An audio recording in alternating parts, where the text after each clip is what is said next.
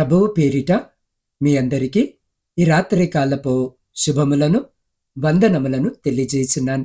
ప్రియులారా, ఈ రాత్రి పరిశుద్ధ లేఖన భాగమును మనము చదివినట్లయితే 3 దినములు ఒకరినొకడు కనుగొనలేదు, ఎవడును తానున్న చోటి నుండి లేవలేకపోయెను. అయినను ఇశ్రాయేలులందరికీ వారి నివాసములలో వెలుగుండెను. నిర్గమకాండము 10వ అధ్యాయము 20వ వచనం. ప్రియ సహోదరి సహోదరులారా, ఈ రాత్రి చదవబడిన లేఖన భాగమును మనము పరిశీలన చేస్తే, ఈ లోకములో చీకటి ఎప్పుడైతే ఎక్కువైపోతుందో అప్పుడే దేవుని వెలుగు మరింత ప్రకాశిస్తుంది. ఐగుప్తు దేశమంతటిని కమ్ముకున్న ఘోరమైన చీకటి 3 దినములు ప్రజలను స్తంభింపజేసింది. ఒకడు ఇంకొకడిని కనుగొనలేకపోయాడు, ఎవడును తనున్న చోటి నుండి లేవలేకపోయాడు. అది భయంకరమైన స్థితి. ఆశ లేని అంధకారము చోటి నుండి లేవలేకపోయారు. అది భయంకరమైన స్థితి. ఆశ లేని అంధకారము. కానీ అదే సమయంలో దేవుని వాక్యము మనకొక అద్భుతమైన సత్యాన్ని తెలియజేస్తుంది. అయినను ఇశ్రాయేలీయులందరికీ వారి నివాసములలో వెలుగుండెను అని. ఇది కేవలము వెలుగుకు సంబంధించిన ఒక విషయం మాత్రము కాదు. ఇది దేవునితో ఉన్న వారి జీవితము ఎలా వేరుగా ఉంటుందో తెలిపే సాక్ష్యము. లోకము చీకటిలో ఉన్నప్పటికీ దేవుని ప్రజల గృహాలలో వెలుగు ఉండటము దేవుని సన్నిధి, రక్షణ, భద్రతకు గుర్తు. ఈ రాత్రి మన జీవితాల్లో కూడా ఎన్నో చీకటి దినములు, అయోమయ పరిస్థితులు, భయాలు ఎదురవుతుంటాయి. కానీ ప్రభుతో ఉన్నవారికి చీకటి చివరి మాట కాదు, వెలుగు ఉంటుంది. ఈ రాత్రి ఈ వాక్యము ద్వారా మనమేమి తెలుసుకుంటామో అంటే, చీకటి మధ్యలో కూడా దేవుడు తన ప్రజలను ఎలా వేరు చేస్తాడు. భయముతో నిలిచిపోయిన లోకములో మనము వెలుగుగా ఎలా జీవించగలము. మన గృహాలలో, మన హృదయాలలో ఆ వెలుగు ఎలా నిలిచిపోతుంది. ఈ రాత్రి దేవుని వాక్యము మనలను ఆ వెలుగు వైపు నడిపించాలని ఆశపడుతూ ఉంది. ప్రియులారా, సర్వశక్తిమంతుడైన దేవుని శక్తి ఎంతో ఆశ్చర్యమైనది. ఆయన కృప ఆయన బిడ్డలైన వారిపైన నిత్యం ఉంటుంది. ఎటువంటి భయంకరమైన పరిస్థితుల్లో ఉన్నా, ఎటువంటి కృంగుదల్లో మనము ప్రయాణిస్తూ ఉన్నా దేవుడు మనకు తోడుగా ఉంటాడు అనే విషయం ఈ రాత్రి లేఖన భాగము ద్వారా మనము తెలుసుకోగలము. నీ పక్కన 1000 మంది పడినను, నీ కుడి ప్రక్కన 10,000 మంది కూలినను ఏ అపాయము నీ యొద్దకు రాదు అని లేఖనము మనకు తెలియజేస్తుంది. ఈ రాత్రి జీవాక్యము వినిచున్న నీ చుట్టూ ఉన్న పరిస్థితులు బహుభయంకరంగానే ఉండి ఉండవచ్చు. ఎవరు కూడా ఆ సమస్యలను తట్టుకోలేక కృంగిపోయిన లేదా పడిపోయిన వారిగా ఉండొచ్చు. అయినప్పటికీ అవి నిన్ను ఏమి చేయలేవు. ఇశ్రాయేలీలు ఐగుప్తులో ఉన్నప్పుడు వారిని విడిపించుటకు దేవుడు ఐగుప్తు ప్రాంతమునంతా కూడా చీకటి వ్యాపింపజేశాడు. వాక్యమందు వ్రాయబడి ఉంది, మోషే ఆకాశము వైపు తన చెయ్యెత్తినప్పుడు ఐగుప్తు దేశమంతయు 3 దినములు గాఢాంధకారమయను. 3 దినములు ఒకరినొకడు కనుగొనలేదు, ఎవడును తానున్న చోటు నుండి లేవలేకపోయెను. అయినను ఇశ్రాయేలులందరికీ వారి నివాసములలో వెలుగును అని దేవుడు ఐగుప్తులో చేసిన ఈ అద్భుతములలో మరొక అద్భుతం ఏమిటంటే, అందరికీ చీకటి ఉంది, కానీ ఇశ్రాయేలీలకు మాత్రము చీకటి అనేది లేదు.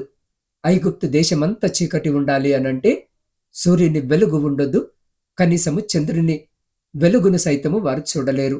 అనగా ఆ యొక్క 3 రోజులు సూర్యుడు, చంద్రుడు, ఎటువంటి నక్షత్ర సమూహము అనేదే లేదు. గాఢాంధకారమై ఉంది.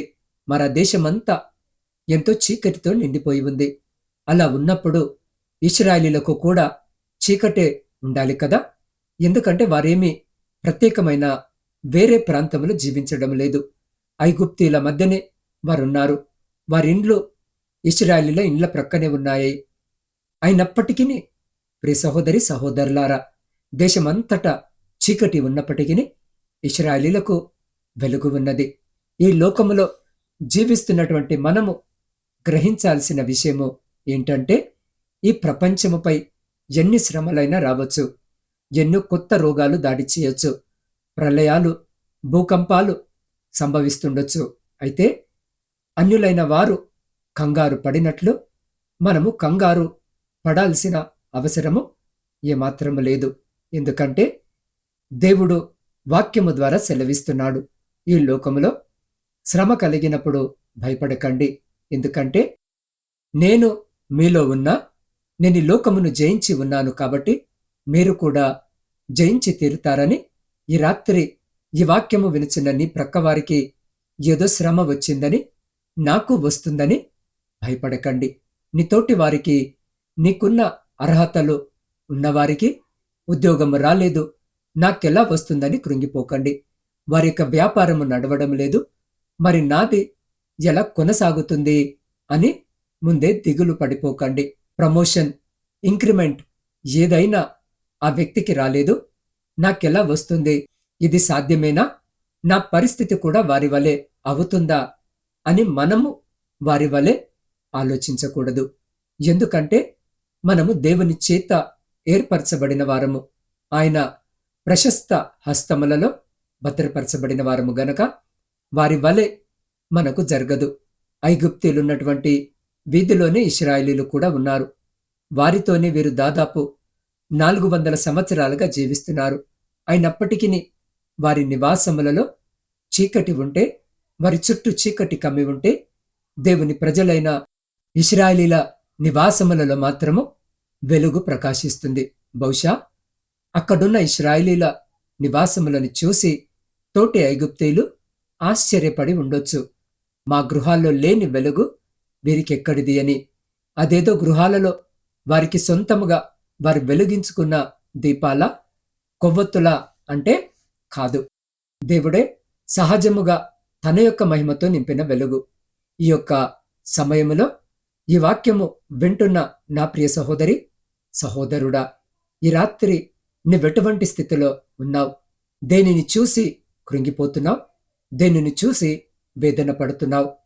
ఈ లోక మనుషులందరూ ఏకమైనా నిన్నేమీ చేయలేరు. ఎందుకంటే ఈ లోకమునే నోటి మాట ద్వారా సృజించినటువంటి దేవుడు ఈ రాత్రి ఈ వాక్యము వినుచున్న నీతో ఉన్నాడు.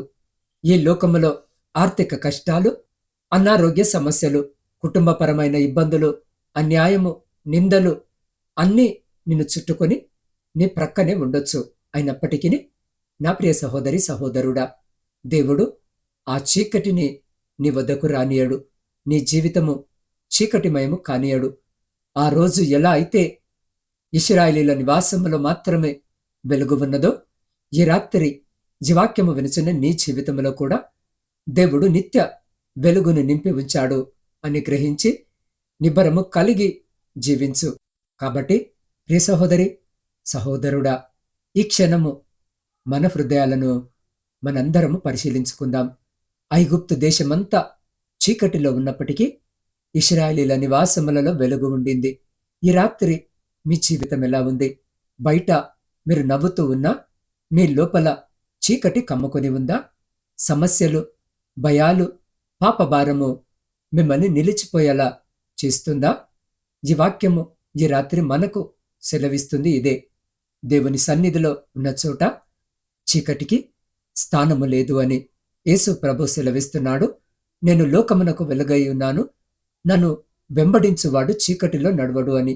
ఈ క్షణం మీరు చీకటి నుండి వెలుగులోనికి రావాలని కోరుకుంటే, మీ హృదయములో యేసు క్రీస్తు ప్రభును స్వీకరించాలని ఉంటే, లేదా మళ్ళీ ఆయన సన్నిధిలోనికి తిరిగి రావాలని ఉంటే, మీరున్న చోట మీ చేతులు పైకెత్తి ఆకాశము వైపు చూస్తూ, దేవా, నా జీవితము అనేకసార్లు చీకటిలో నడిచింది. ఈ రాత్రి నేను నిన్ను అంగీకరిస్తున్నాను.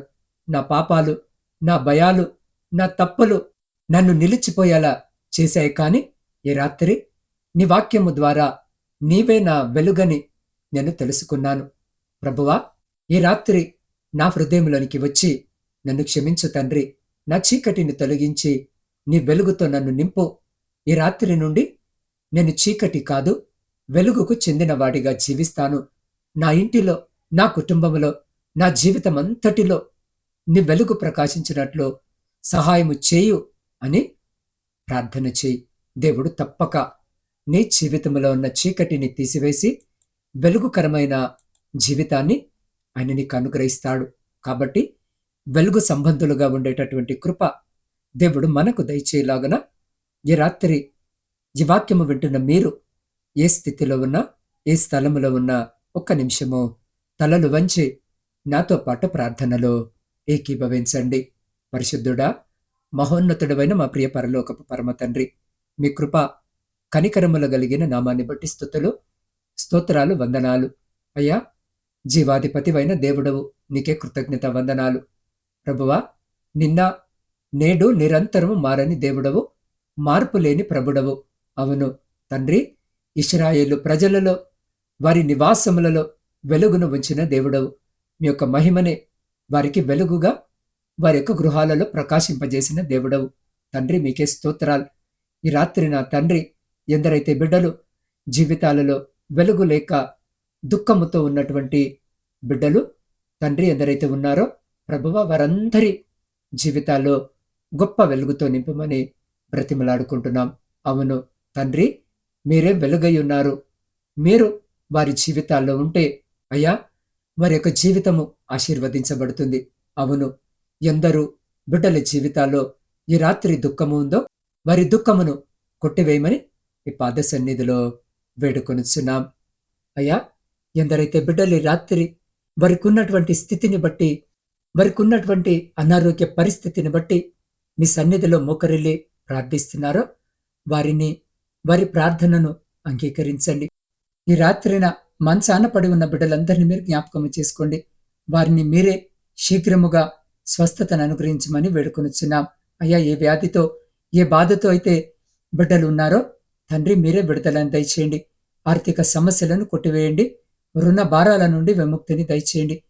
అదే విధముగా తండ్రి, వివాహాలు జరిగి సంవత్సరాలు గడుస్తున్న గర్భఫలములు లేక కన్నీటితో ఈ రాత్రి మీ వైపు చూస్తున్న ప్రతి బిడ్డ గర్భాన్ని ముట్టి ప్రతి బిడ్డకు గర్భఫలము దయచేయమని వేడుకొనుచున్నాం.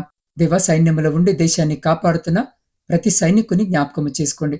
బిడ్డల చుట్టూ మీ కంచె వేసి ప్రతి శత్రు, ప్రతి అపాయం నుంచి మీరే బిడ్డల్ని కాపాడి వారిని, వారి కుటుంబాలను మీ కృప కలిగిన, మీ శక్తి కలిగిన రెక్కల చాటున భద్రపరచమని వేడుకొనుచున్నాం. దేవా, ఈ రాత్రి కుటుంబాలలో క్షేమము లేక, సంతోషము లేక తండ్రి, ఎటువంటి నిందలనైతే వారు అనుభవిస్తూ ఉన్నారో నిందకు ప్రతిగా రెట్టింపును, ఘనతను దయచేయము. అయా, కుటుంబాలలో శాంతిని, సమాధానాన్ని దయచేయండి. ముఖ్యంగా నా తండ్రి, భార్య భర్తల మధ్య విభేదాలను తొలగించి ఒకరినొకరు అర్థము చేసుకుని ప్రేమ కలిగి జీవించేటటువంటి కృపను బిడ్డలకు దయచేయమని వేడుకొనుచున్నాం. దేవా, వివాహాల విషయంలో మీకు మొరపెడుతున్న బిడ్డల యొక్క మొరను మీరు ఆలకించండి. అయ్యా, మీ చిత్తములో వారికి వివాహము జరుగునట్లుగా సహాయం దయచేయండి. దేవా, ఈ రాత్రి ప్రాముఖ్యముగా కుటుంబ పోషణకై కుటుంబాలను వదిలి దూరదేశాలలో ఉద్యోగాలు చేసుకుంటున్న, వ్యాపారాలు చేసుకుంటున్న బిడ్డల కొరకు ప్రార్థిస్తున్నాం. ప్రాముఖ్యంగా నా తండ్రి, ఉద్యోగాలు చేస్తూ హింసింపబడుతున్న బిడ్డల కొరకు ప్రార్థిస్తున్నాను. ప్రతి బిడ్డను జ్ఞాపకం చేసుకోండి. అయ్యా, వారి పై అధికారి కావచ్చు, వారి గృహ యజమాని కావచ్చు, అయ్యా, వారి పట్ల కృపను, ప్రేమను, అయ్యా, ఆప్యాయతను చూపించే విధముగా వారి మనసులు మార్చండి. అయ్యా, వారి కష్టార్జితముకు తగిన ప్రతిఫలము అయ్యా వారి యజమానుల బిడ్డకు దయచేలాగన మీ కృపను చూపండి. అయ్యా, ఏ బిడ్డకైనా వీసా సంబంధిత సమస్యలు లేదా పాస్పోర్ట్ రెన్యువల్ సంబంధిత సమస్యలు ఉన్నట్టయితే బిడ్డలందరినీ కూడా ఈ రాత్రి జ్ఞాపకం చేసుకోండి. అయ్యా, ఎలాంటి ఆటంకాలు లేకుండా అయ్యా బిడ్డలు విదేశాలకు వెళ్ళడానికి, అక్కడి నుంచి తమ సొంత కుటుంబాల మధ్యకు రావడానికి కృపను చూపమని వేడుకొనుచున్నాం. దేవ, ప్రాముఖ్యంగా ఈ రాత్రి మా దేశము కొరకు ప్రార్థిస్తున్నాం. అధికారులను, నాయకులను జ్ఞాపకం చేసుకోండి. సమయోచితమైన జ్ఞానాన్ని దయచేయండి. దేశాన్ని ఎలా పరిపాలించాలో, ఎలా అభివృద్ధిలో నడిపించాలో మీ యొక్క మెండైన జ్ఞానము వారికి దయచేయమని వేడుకొనుచున్నాం. దేవ, మీ సేవకుల కొరకును, సేవకురాండ్రు, వారి కుటుంబాలు, వారి పరిచర్య అంతటి కొరకు ప్రార్థిస్తున్నాం. ఈ రాత్రి బిడ్డలను జ్ఞాపకం చేసుకోండి. అయా, ఏ ప్రాంతంలో మీ స్వార్థ పరిచర్య అందించబడుటలేదో ఆయా ప్రాంతాలకు నీ బిడ్డలను నడిపించి ఆ చోట వారి ద్వారా రక్షణ సువార్త అందించబడి అనేకులను మీ శిల్వ మార్గం వైపు నడిపించే శక్తిని బిడ్డలకు దయచేయమని వేడుకొంచున్నాం. దేవ, సొంత గృహాల కొరకు ఆశ కలిగి మీ వైపు చూస్తున్న ప్రతి బిడ్డ కోరికను తీర్చండి. దేవ, ప్రాముఖ్యంగా వృద్ధుల కొరకును, వితంతుల కొరకును, శ్రమలను అనుభవిస్తున్న బిడ్డల కొరకు ప్రార్థిస్తున్నాం. ఈ రాత్రి బిడ్డలను జ్ఞాపకము చేసుకోండి. దేవా, బిడ్డలకు తోడుగా ఉండి కావలసిన సహాయము దయచేయమని వేడుకొంచున్నాం. ప్రాముఖ్యంగా నా ఆత్మీయ కుటుంబ సభ్యులందరి కొరకును ప్రార్థిస్తున్నాను. ఈ రాత్రి ప్రతి బిడ్డని జ్ఞాపకము చేసుకోండి. అయ్యా, ఏ బిడ్డ ఈ అక్కర, ఈ అవసరత చేత మీ వైపు చూస్తూ ప్రార్థిస్తున్నారో వారి ప్రతి అవసరత, ప్రతి అక్కరను మీ పరిశుద్ధ నామములో తీర్చమని వేడుకొనిచున్నాం. ఈ గాఢాంధకారమైన చీకటిలో మేము నిద్రిస్తూ ఉండగా మా గృహాల చుట్టూను, మా ఆత్మీయుల గృహాల చుట్టూను, మా ఇరుగు పొరుగు వారి గృహాల చుట్టూను మీ అగ్ని కంచె వేసి ప్రతి బిడ్డను మీ దేవదూతల రెక్కల చాటున భద్రపరిచి ప్రతి అంధకార సంబంధమైన శక్తులన్నిటి నుండి మీరే సంరక్షించి కాపాడి, మీ చిత్తమైతే, మీరు అక్కడ ఆలస్యమైతే ఎన్నికలేని మమ్మలను మరొక శ్రేష్టమైన నూతన దినములోనికి ప్రవేశింపజేయమని మా రక్షకుడును మీ ప్రియకుమారుడైన యేసుక్రీస్తు మహిమ కలిగిన నామమున ప్రార్థించి స్తుతించి అడిగి పొందుకొని ఉన్నాము తండ్రి. ఆమెన్.